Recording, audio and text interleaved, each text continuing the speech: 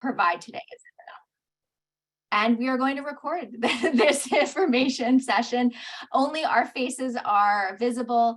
We did receive questions beforehand from the folks at the Q Corner, so we have lists of those if you've submitted them. We'll try to review them, but we really want this to be interactive and useful to the community and to all of you. So please, feel free to write questions in the chat if we're not answering as we go on. So start. Okay, so we're going to kind of just dive in here, everybody, by asking and then answering the question, why is the court involved in the first place when we're talking about a name and gender marker change? The reason for that is because when you are seeking to have your identity documents from birth certificate to social security card to driver's license, if you're seeking to have your name and or gender marker changed across any of those documents, there's unfortunately no sort of one-stop governing body or office that oversees and controls all of those documents. So in a more perfect world, right, there would be one place that we could go to have all of that changed. Unfortunately, that's just not the case. Instead, many different individual agencies control each different identity document, and then each one of those agencies has a different process for how to change those documents. So I included some examples here. This is not an exhaustive list, but kind of some of the bigger ones that we think about when we're thinking about those documents. For example, Social Security Administration is the body that issues new Social Security cards. California Department of Public Health issues new birth certificates, and the DMV issues new driver's licenses or California IDs. And then when we're looking at some more federal documents like passports, we're looking to those bodies that are controlled by the federal government. So essentially, when we have kind of the first step here in changing your name and or gender marker, we're not just going to one place, we're going to all of those places. And so the question then becomes, well, where do we start? The place to start in most cases is by getting an order from the court. The court order then becomes essentially a legal document that's signed by a California judge that officially and legally recognizes your change of gender marker and or name. So that's why we're talking about the court. It's sort of the first place that we begin. And once you have that order, we're taking that order to the different agencies. So that way, each of those individual agencies that oversees different identity documents is able to make the change that will then affect each of those documents.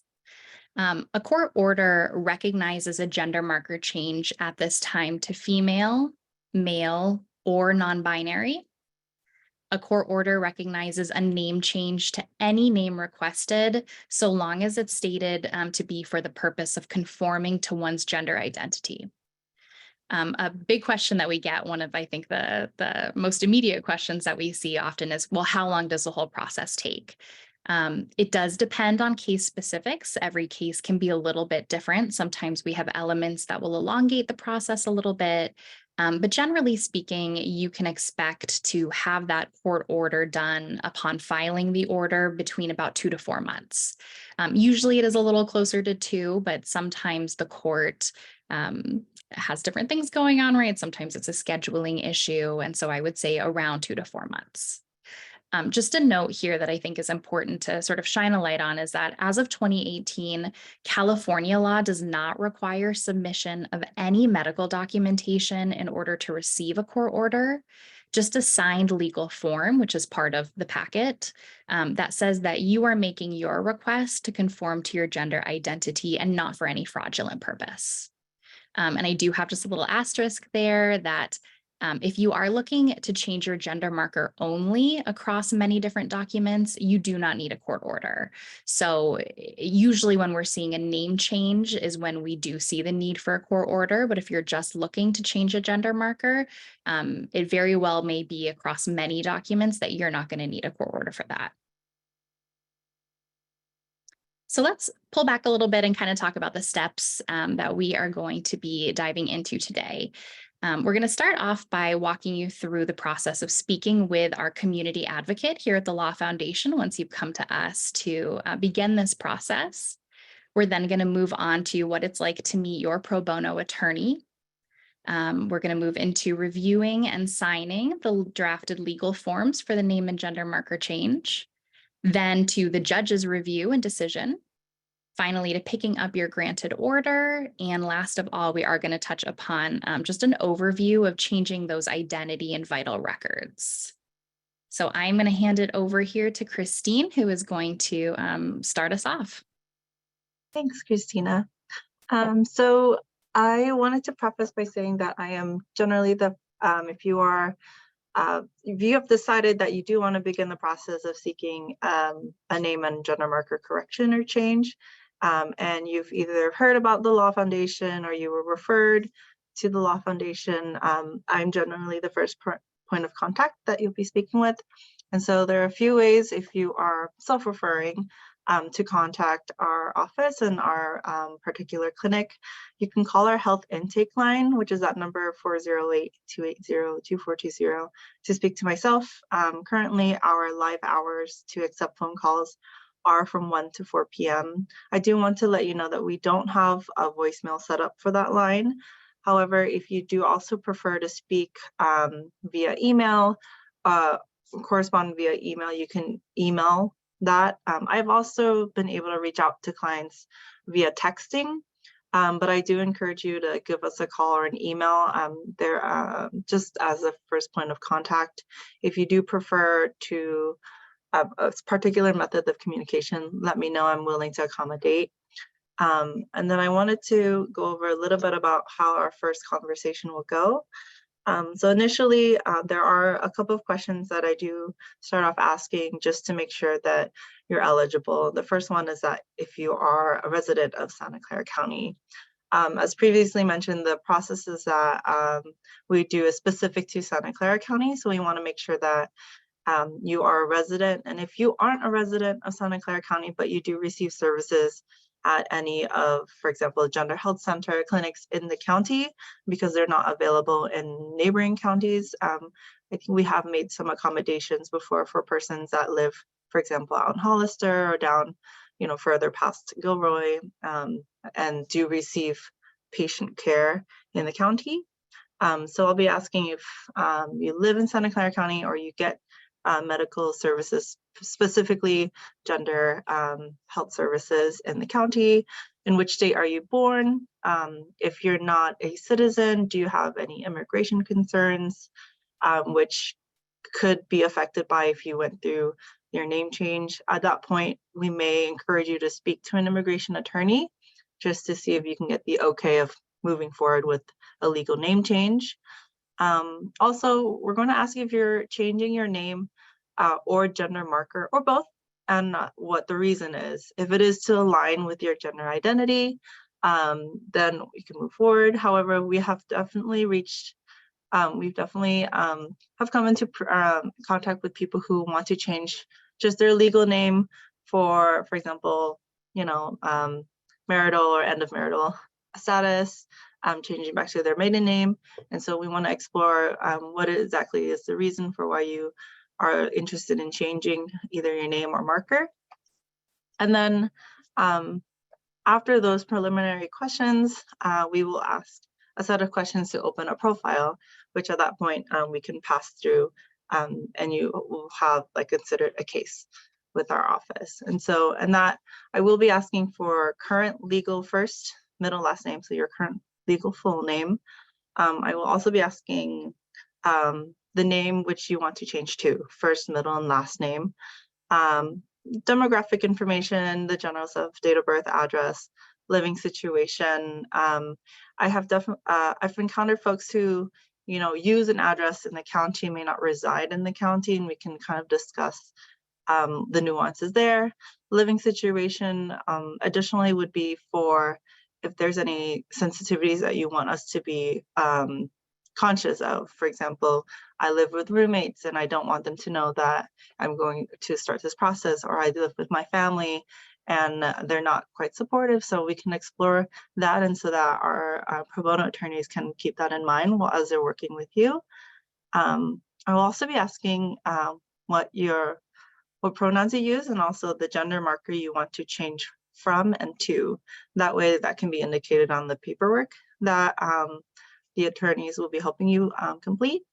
And then we do also ask a set of questions that generally for legality's sake, if you are registered as a sex offender under PC 290, or if you are registered under Department of Corrections and or Rehabilitation.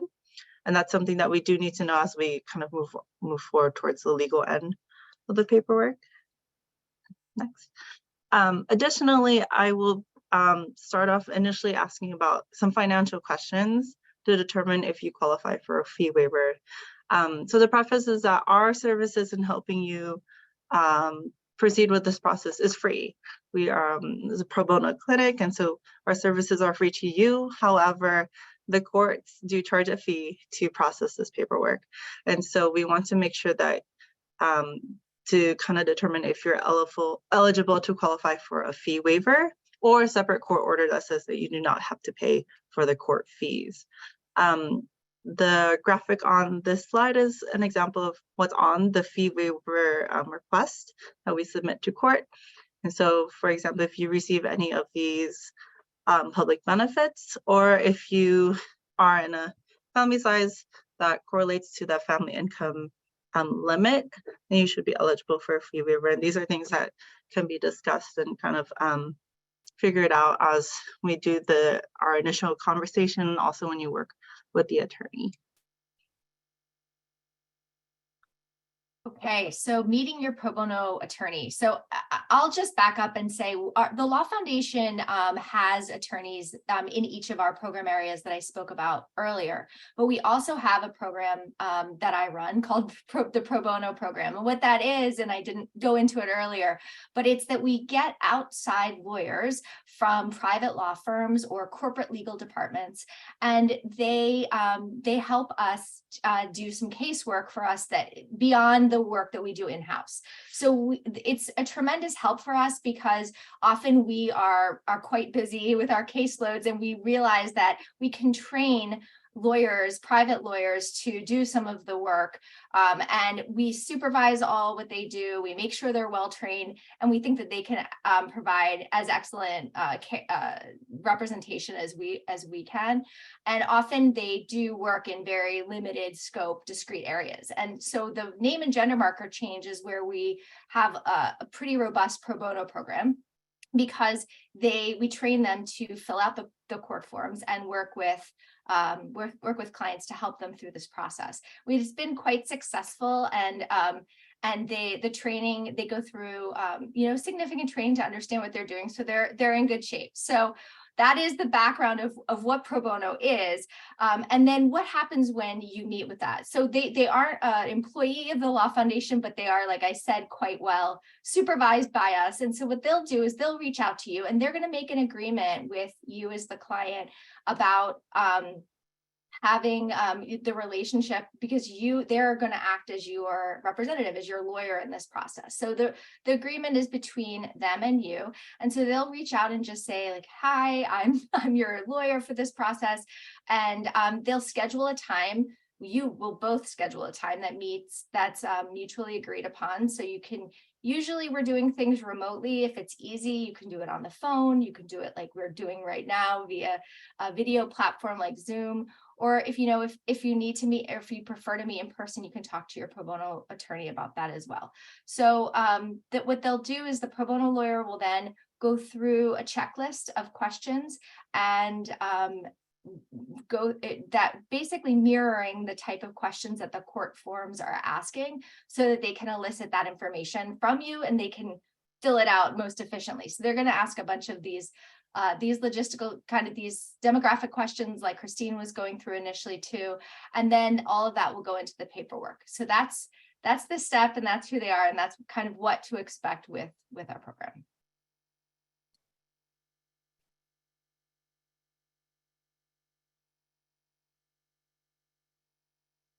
And I think we'll pass it over to Joanna to talk a little bit about the privacy and the court process.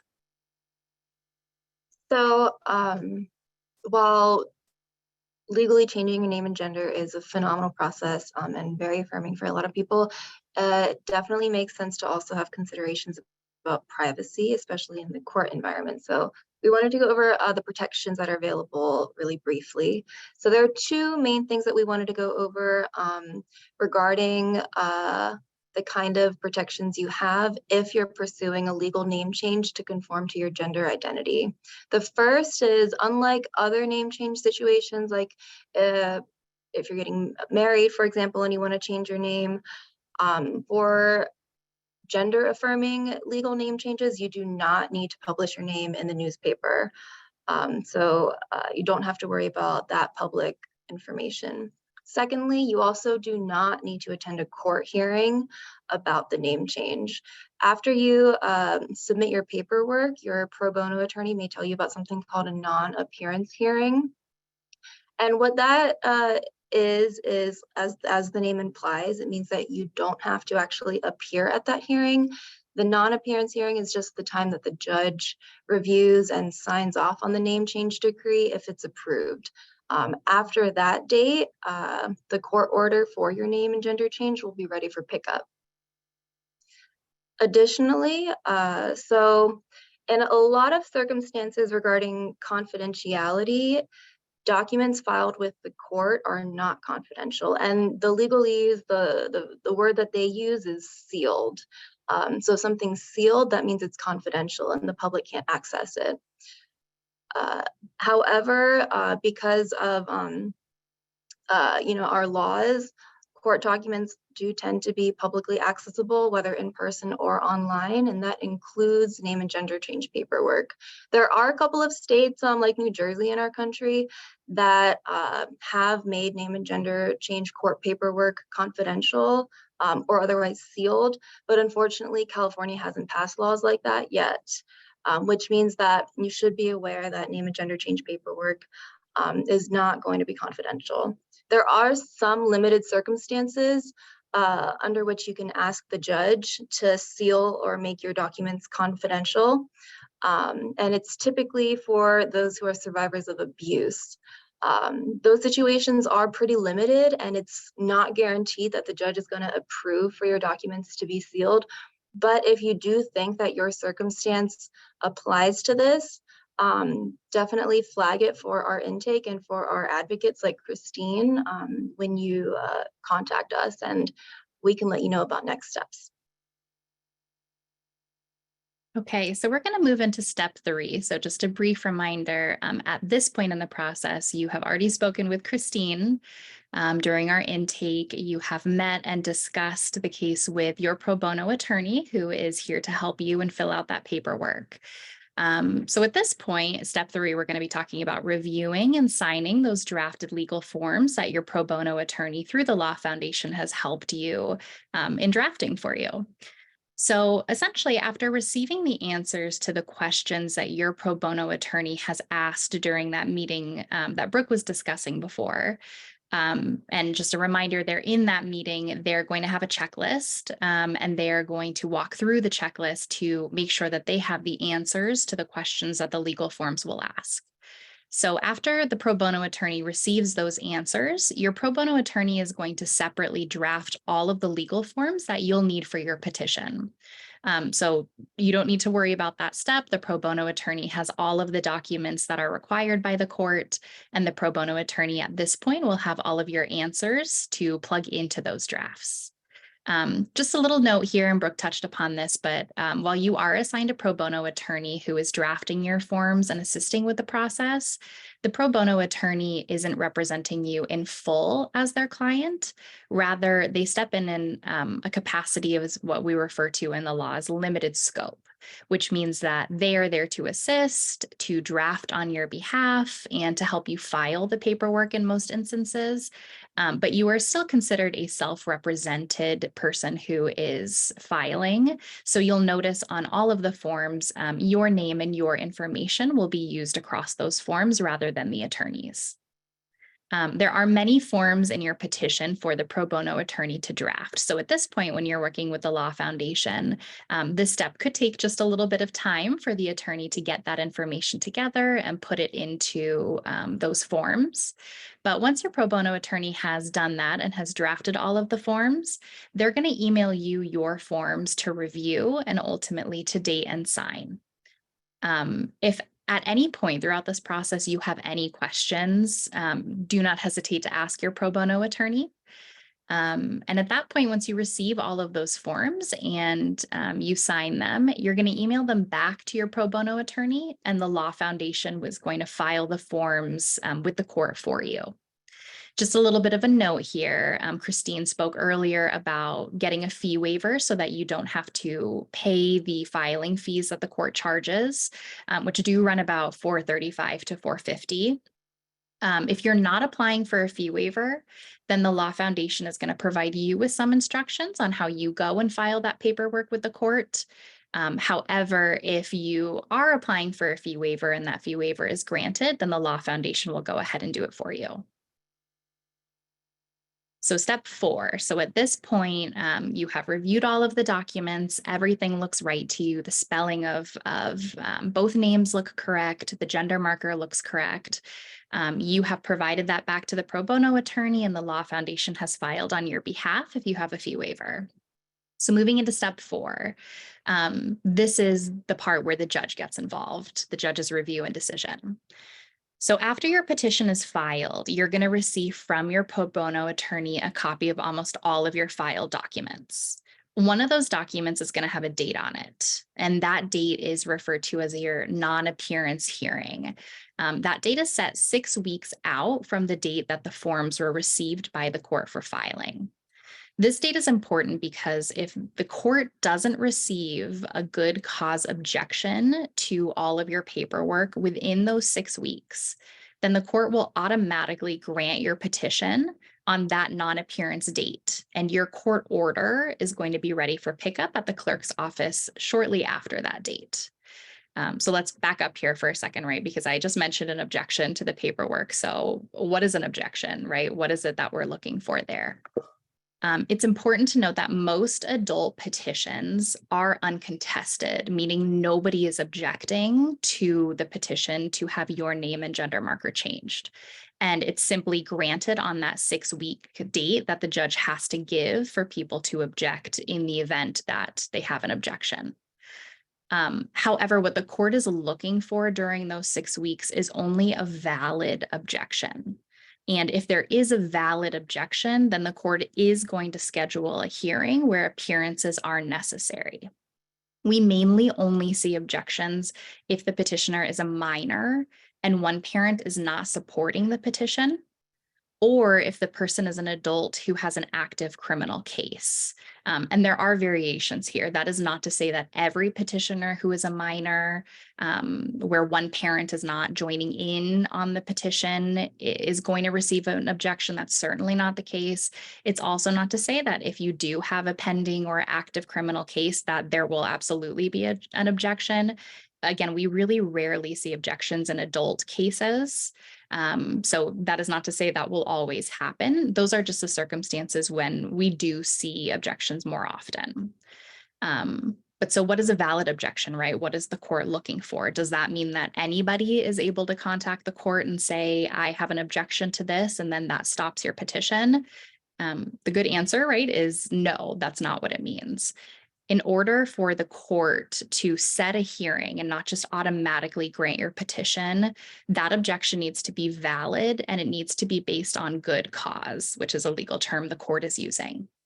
The law tells us really specifically here that, quote, objections based solely on concerns that the proposed change is not the person's actual gender identity or gender assigned at birth shall not constitute good cause, unquote. So I wanted to kind of pause here on that language because whether it's a parent who maybe isn't in support of the petition, whether it's somebody else who for some reason has notice of this and is trying to object, the court is not going to allow or even consider objections that are based on those reasons, right? So if we have a parent who is not supportive in the way that they perhaps should be there, and they are objecting and saying, well, that is, quote, not the person's actual gender identity, which we would hope is not something that they're saying, the court would see that and would deny that. That's not going to constitute good cause. So we're going to move forward to step 5, which is picking up your filed order. So this presumes through step 4 that the judge did take a look at your petition. The judge had that date that was 6 weeks from the date that it was filed, and no objections were heard on your petition, or an objection was filed, but the court said, nope, that doesn't constitute good cause. I'm not going to pay attention to it. And the judge went ahead and granted your order. So now you do have a filed court order. It's sitting there, it's waiting for you at court. And the next question is, well, what do we do now, right? How do we go get that order? When we pick up your filed court order, essentially what's going to happen is the court has granted it, which you can determine by checking the court's website. But it's a good rule of thumb to consider the fact that it'll probably be around that 6-week date from the date that the paperwork was filed. So usually we'll say, hit that non-appearance date, maybe wait a couple days. You can check online to see if it's been filed or not. And if it looks like it's ready, then you can go ahead and check in person with the probate court clerk's office. So when you get to that clerk's office, and we included a little picture of it here, it is located downtown at 191 North 1st Street, which this is being recorded, but even beyond that, right? None of this is information you have to have memorized. This is information that will be provided to you, both from the Law Foundation and then also from your pro bono attorney. But you'll go in person downtown to that courthouse, and what you're going to want to do is request a couple of certified copies. Certified copies of your court order essentially mean a filed order that has been signed and stamped in a special way by the clerk. The reason that we want you to request certified copies specifically rather than just a regular copy is because a lot of the offices that provide those identity documents, once you bring the court order to them, they say we're going to need to see a certified copy. So we always say it's good to request maybe 3 to 5 of those copies when you go pick them up. If the court granted your fee waiver, those certified copies will be free.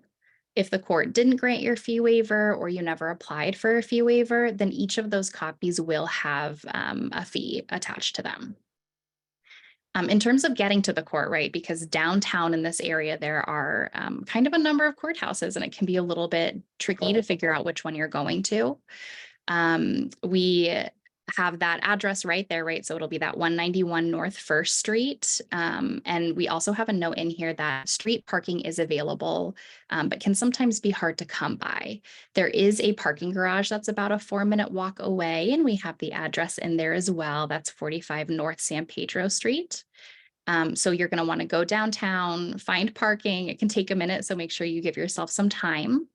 And then when you get to that courthouse, we have a little bit of a very rudimentary map that I tried to draw here. So apologies for my artwork. But essentially, we just wanted to show that when you get into the courthouse, you're going to go through metal detectors. You're going to walk past an elevator bank that they have there. And when you can't get any further because you've reached the end of that building, you will make a left and you'll see double wood doors of the probate clerk's office. That is the office that you're going to want to go to in order to request your copies. So once you've done that, once you've gotten through those double doors through the probate clerk's office, you are going to want to make sure that you have with you the case number for your case. I did indicate here, this is essentially a little screenshot of the top right of any number of the forms that you're going to be receiving back from your pro bono attorney filed. That little space right there that I've circled is where you'll see a long case number. It usually starts off with 23 CV and then a bunch of numbers. So everyone has a different case number that is associated with their case. You're going to want to make sure that you either have one of those forms on you, or maybe a screenshot of the form, or you've written down the case number, because when you get up there through those doors, that'll be the number that you are providing to the clerk in order to get certified copies of your order. When you do get through those doors, there might be a line. There's usually only 2 clerk's windows that are available at any given time. So go ahead and join that line. They'll call you up when it's your turn. And then when you get up to the window, there's going to be a clerk on the other side who will essentially ask you what it is that they can help you with.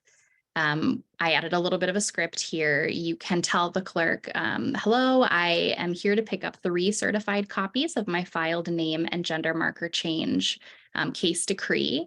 I believe it is ready for pickup. My case number is, and you can read that out loud to them. And if you have a fee waiver, you should mention to the clerk, I have a fee waiver on file, so that way they make sure that they're not charging you for that. With just that information, they should be able to find your decree, which is the name for the filed court order.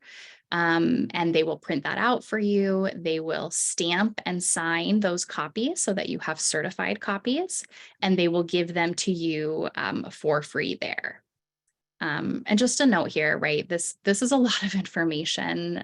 It can be a little stressful to figure out exactly where you're going and who you're talking to and make sure you're walking away with the right forms.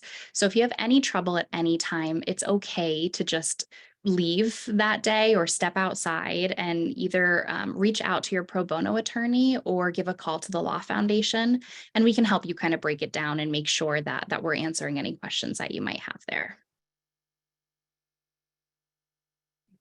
So at this point, step 6, we are very close to the end in the process. You have gone over that hurdle of getting the court order. So you have kind of the most key piece at this point. Step number 6 is to change your identity documents. So at this point, you'll have that court order in your hand. It'll be the certified order. And you are then going to take that court order to the various identity document offices so that you can have each individual identity document updated per the order. We touched on some of these at the very beginning, but for example, Social Security Administration for your new Social Security card, the DMV for your driver's license or California ID, California Department of Public Health for a new birth certificate or marriage license.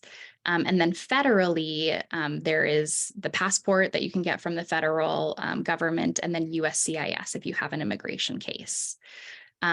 Each one of these offices works very differently, and each one of these offices will have specific identity documentation that you will need to provide in order to get that new document issued.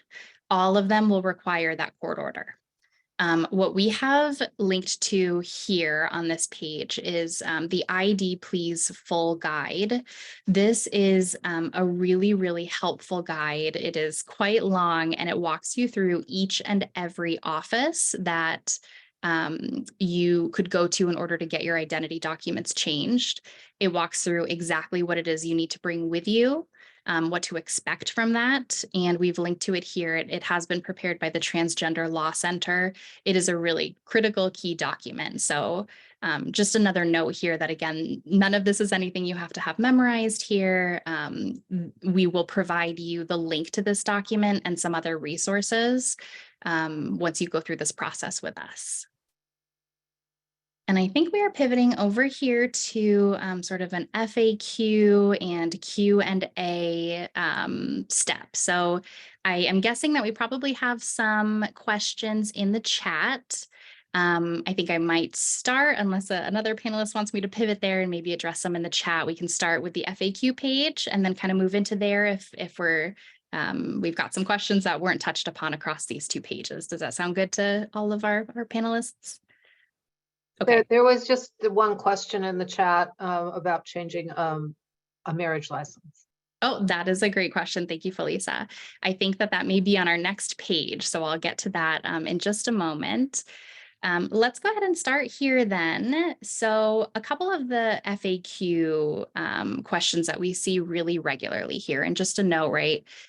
We try to compile a handful of the questions that we see really routinely and some of the questions that were sent in prior to. But of course, if there are other questions that are not case-specific questions, we can always answer those as well. So let's start off with the first one. What if I'm on probation? They We do have a specific criminal charge exception, and that was something that Christine touched upon earlier. It is if you have a charge of, it's under Penal Code 290, which is a sex offender charge. That is a specific kind of charge, criminal charge that can affect the process. And if that is something that is specific to your case, definitely something to flag when you give us a call so we can have a conversation about what that looks like with this process. But generally speaking, with the exception of that charge, you can still receive an order for a name and gender marker change, but your petition documents are going to need to go through an additional step. That step is to be served to your probation officer, who is then given the opportunity to object. And just a reminder there, only with good cause. So that kind of slots into one of the examples we were discussing earlier about what is a good cause objection. It could be one from your probation officer if the probation officer has a concern that constitutes good cause. What if I'm incarcerated? Again, with that specific criminal charge kind of carve out under Penal Code 290, you can still receive an order for a name and gender marker change, but those petition documents also need to be served. If you are incarcerated, they need to be served either to the jail or prison authority, who is then given the opportunity to object. That can look like the warden, if you are talking about prison, but essentially there is an additional service component that we don't see if you are not on probation or currently incarcerated at the time of the petition. What if I was born in another state, but now I live in California? Like Christine discussed earlier, we do assist people who are residents of Santa Clara County. So if you are currently a resident, even if you were born in another state, you can still get a court order from California. We do have a note here, though, that some identity documents like licenses, IDs, and birth certificates are issued by individual states. So those states are going to be the states that determine the individual processes, not California. So at that point, we would refer you to, we have a resource site that can list out the exact ways to go and change those state issue documents across other states. And just a note there, like we talked about earlier, other documents like passports, social security cards, or immigration related documents are federal. Is there an order to change my identity documents once I have the court order? So essentially that question is asking, you've got the court order, you have the certified copies. Do you have to go to one specific one specific office versus another? So for example, are you going to start at the federal level? Are you going to start with a social security card change? Are you going to start at the state level by maybe going to the DMV? The answer here is that there's nothing that's mandated that tells you this is the order that you need to go in order to change those identity documents. But that said, it's probably a good idea to start with the Social Security Administration and getting a new Social Security card, because that is a piece that you will need in order to change some other documents. So for example, like your driver's license or California ID. And just a note here, unfortunately, at this time, the Social Security Administration does not allow the non-binary marker. That is something that we see across different offices at the federal level. Passports do allow for an X gender marker, but unfortunately, the Social Security Administration has not followed yet at this point. Some additional FAQs. What if I am not a citizen? You do not need to be a US citizen to receive an order. Courts cannot deny access based off of your citizenship. However, we will likely at that point, once it's brought up at our intake level with Christine, we'll probably ask you to speak to your immigration attorney first if you do have one, in order to identify any case-specific hurdles. And I'm realizing now that we do not have the marriage question on here, but I'm going to go ahead and tackle that. Yes, the short answer is if you want to have your name and or gender marker issued by the court reflected on your marriage license, Or if you have children and they have birth certificates and you would like to have that changed, absolutely, that's something that we can do. The court actually recently issued some new forms, making that process a little bit easier. So it's sort of checking a handful of boxes, notifying the court that you're asking them to issue an order that you can then take to the office to have the marriage certificate changed or your children's birth certificate changed. The one piece there that I do want to mention is that there is a service component. So you will have to serve your spouse unless your spouse is already in agreement and has signed, for example, a consent form, and you're able to state to the court, yes, my spouse has, is aware, has been made aware, and perhaps is already in agreement. If they're in agreement, great, we're just checking some boxes. If they are perhaps not in agreement, that's another opportunity where they would have that 6-week period to be able to submit a good cause objection if they had one. What if I'm a minor wanting a name and gender marker change? We may have some minors here today, or maybe some parents or guardians. The answer is yes, right? You can absolutely get a name and gender marker change and start that process. Much of the process is similar. There are some different forms. So you'll have a different packet than maybe some of our adult petitioners would have. And the law does require that a parent, guardian, or conservator, or other adults in specific circumstances, file on your behalf as a petitioner. So unlike our adult petitioners, your name will not be listed as the petitioner in the documents. It will be your parent, guardian, conservator, or another adult, as I mentioned, in some circumstances. So they are filing on your behalf. If you have 2 living parents, then either both must file together and share that they're consenting to this process, or otherwise, if you have a parent who is living but who is perhaps not joining in the petition, or maybe is not supportive of the petition, is not consenting, then you will need to serve them. So similar to some other circumstances we've talked about today, that person will need to be served formally with those documents, and you will have to share with the court that you have served them. At that point, they will then see that 6-week non-appearance date, and they have those 6 weeks to object if that's something that they want to do. Again, good cause only, right? They can't object on any basis other than good cause. But the court does allow them due process, which means the ability to be heard as to whether or not they are objecting if they're not joining in the petition. Just a note there, when I'm talking about those good cause objections and talking about service and making sure those people do know that this is a petition that's happening, it doesn't mean that just because someone objects, even with good cause, that the court is going to say, I'm sorry, we have an objection here. You don't get to have the name and gender marker change. That is not the case. It is not automatic like that. It just means that it triggers a hearing to happen where you, and if you're a minor, likely your parent or guardian, the person who petitioned on your behalf, and the objector will go to a hearing. And that is when there's some argument on both sides for the judge to be able to make the decision.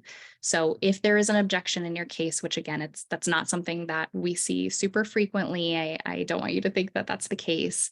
It's not to say that the process is over at that point. It just means that there's an additional step and there's a hearing and the judge makes a decision at the end of the day. And finally, are there any ramifications to selecting a non-binary marker on your documentation? This is a question that we do see, so we wanted to address it here. We don't usually see problems in California with the selection of a non-binary marker such as X. States are supposed to honor court orders issued by other states. So if you get an order in California, it's called full faith and credit. You should be able to take that order anywhere else in this country, and they should say, yep, that's an official order. I see here, right, that a California judge has signed that. We're going to honor it. However, we do want to flag here that you could potentially face some issues at the federal level. Like I mentioned earlier, you can select X on your passport, but there could be difficulties that stem from international travel in other countries where perhaps an X gender marker is not recognized or respected yet. So we wanted to flag that just in case international travel is something maybe that you do often, or there's a specific country you plan to travel to and from after getting an X on your passport, for example. Just to note, your gender marker on other documents does not need to match your gender marker on your passport. It's okay if those don't link up. And then I just had that note there again, that non-binary, unfortunately, at this time is not an option for your social security card and some other federal documents other than your passport, but it is an option on your passport. And I think with that, we have gone through our prepared FAQs. We may have some additional questions though, so There are some in the chat, actually, two basically regarding minors. One, is there an age that you have to be to petition as a minor? And do you need a California ID to begin the process? those are great questions. To begin with the age, I do not believe that there's any specific cutoff at kind of the beginning point there, sort of an age that you have to be in order to have a parent or adult guardian petition on your behalf. I have never seen a name and gender marker change for the purposes of conforming to one's gender identity denied due to age. So I think if perhaps you are a minor who is on the younger side and you have those concerns, let's chat about it, certainly when you give a call into intake. But there's nothing specific that states that at a certain level you are not allowed to petition to request the court. As long as you have an adult petitioner who is petitioning on your behalf and supporting that, that is something that should be considered by the court once you file. The second question there about having a California ID, that is not something that you need in order to petition for a court order changing your name and gender marker. It could be something that when you are going through the process later to change some of your documents, you may hit up against a couple hurdles there because some offices may request either a California driver's license or California ID in order to make those changes across other documents. At that point, I would probably refer back to the Transgender Law Center guide. My guess is that even if you don't have a driver's license or an ID at that point, there are likely other documents that you can share with those other offices so that they do have the information that they need. But you should not be denied just because, for example, you don't have a driver's license. It may just be an additional step of providing other information such as bills that line up with your dead name and your address so that they can verify that you are who you're saying you are. And there was one last one. If I change my gender marker, are all my documents invalid? Do I need to get copies of everything? That's a great question. It's not to say that all of your documents are invalid. The state issued documents, for example, like driver's license, California ID, the state issue documents will not be conforming then to the court order that you have, which could cause some issues for you. For example, if you are applying for something, right? Like maybe you want to buy a car or a house. It's not to say that you absolutely won't be able to do those things if you don't have your documents line up with the court order that you just got changing your name or gender marker, but the reality is that you could hit some hurdles there. So that's why typically what we do see is we see clients come in to have assistance in getting that court order. They then take that court order pretty immediately to the different offices to have all of those documents changed to reflect the court ordered name and gender marker. I would say the only place that we know pretty certainly that you're not going to hit any hurdles there if you have differing information is on the passport, because the passport and the federal government there is very specific about the fact that your passport does not need to conform to your state issued identification documents. It's just if you don't have the state issued identification documents and you did get an order changing your name and gender marker, you may run into issues when you are applying for different things kind of in day-to-day life. So if you make the decision to get the order, it may be a good idea to then take that order to the different offices to make sure that everything is lining up at least on the state level.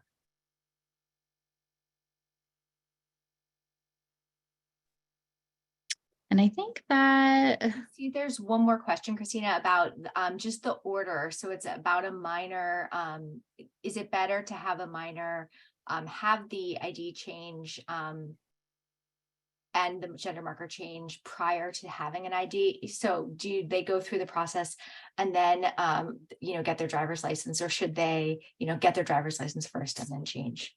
that's a great question. I think that one is probably up a little bit more to personal preference. I would say, for example, if you are a minor and you're right at the precipice of getting your driver's license, or you're really excited to do that, right, then I wouldn't want this process to stop you from that and from having that experience. I will say that if you are able to have the time to apply through the courts to get the court order first, you're probably saving yourself just a little bit of kind of red tape, transactional time and effort that it would take in order to, for example, if you were to get the driver's license first, then you go through this process and you go back to the DMV, right? I think not a ton of people love to be at the DMV that often or that frequently. But I would say that if that's okay with you, right, and the priority is, let's get some experience on the road, I really want to get my driver's license or permit, beautiful, right? I think that you should be able to do that. And then let's go through this process and then we'll give you the tools to go get that changed. But if you're okay waiting there and you have a little bit of time buffer, then starting with the court order and then going to the DMV to get that license reflecting your name the first time around will probably just be a little bit of a smoother process.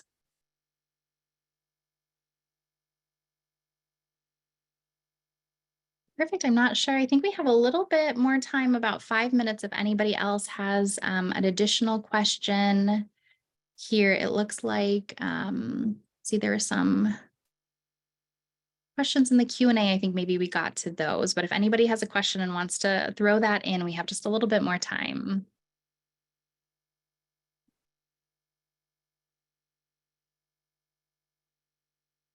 And if not, I will go ahead and just kind of close us out here by drawing attention to the fact that here on our last page, we do have that intake information that Christine went over previously.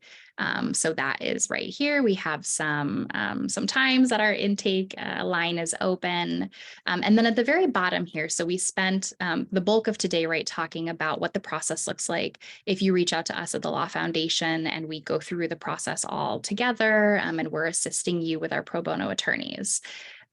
Let's say maybe you're not ready for that yet, right? Maybe you want some more time to think about that, but you want to kind of consider it. In the meantime, you want to look at some more information.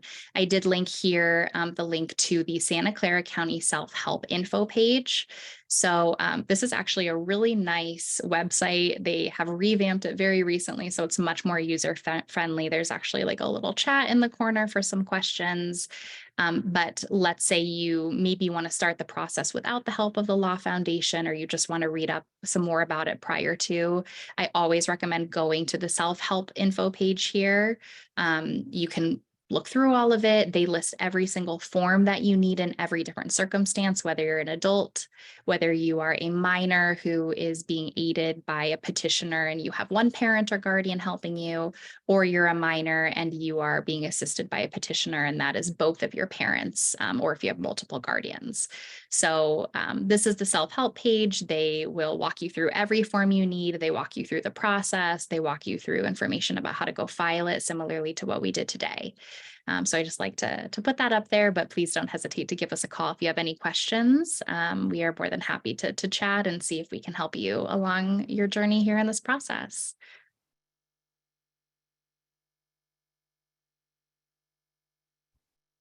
Thank you so much to everyone here from the Law Foundation, and thank you for everyone who joined. all of those links are there in the chat, and we do have this recorded, so we'll make sure to share that. And then one last plug for the demographic survey. If folks haven't completed that, I'll go ahead and put that in the chat as well. Perfect. Thank you, Isa, and thank you everybody who joined us today. And we really appreciate your time, and it was wonderful to have this opportunity to speak with you. Thank you so much. All right, we'll go ahead and close out and make sure to share that recording. Thank you again, everyone.